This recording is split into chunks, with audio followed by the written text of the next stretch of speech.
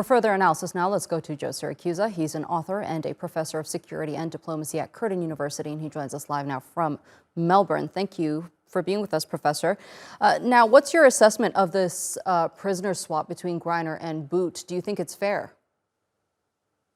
Well, I don't know about fair. I mean, it's a very good day for Brittney Griner, and it's a very bad day for United States foreign policy.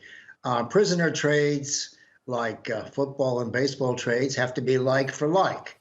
Brittney is a very popular basketball player with a celebrity audience in the United States, and Viktor Bout is a convicted criminal, that is a convicted arms dealer with a rap sheet that is 1 foot long with all kinds of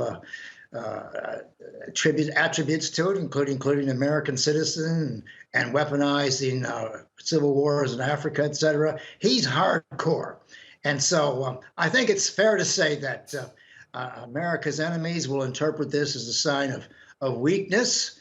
Though it's always good to spring an American from a foreign prison, I guess. But you can't give up a convicted arms dealer for a basketball player without encouraging more people to snatch these people. Now, I heard today that under Donald Trump, he got 56 Americans out of foreign prisons from 24 countries without giving up any senior criminals, that is, convicted criminals.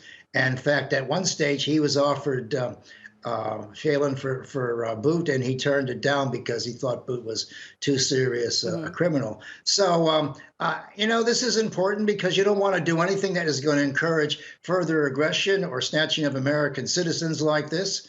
America has fought all the wars in the 20th and 21st century to prove that aggression doesn't pay, so that when something like this comes off, the Russians will be able to look to it, America's enemies, and say, well, look, aggression pays. They were able to take out or to pluck out of the luggage line this innocent person in exchange for a hardened criminal. As I say, it's a good day for Brittney and a very bad day for United States foreign policy. So it looks bad for Joe Biden. What kind of backlash do you think he's going to face?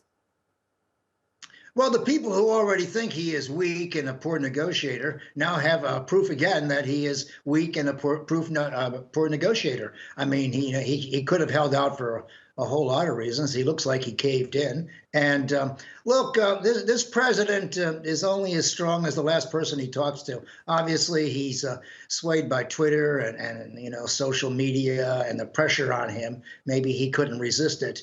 But in terms of balancing the interests of the United States of America and balancing the interests of an individual American, he favored the individual American over the national interest. So this will feed his enemies, that his enemies will say, look, we now have proof again that he's not capable of negotiating, particularly with Vladimir Putin. And Vladimir Putin will now be able to turn to his own people and say, look, when it comes to the crunch, I don't have any problem with Joe Biden. And he certainly doesn't.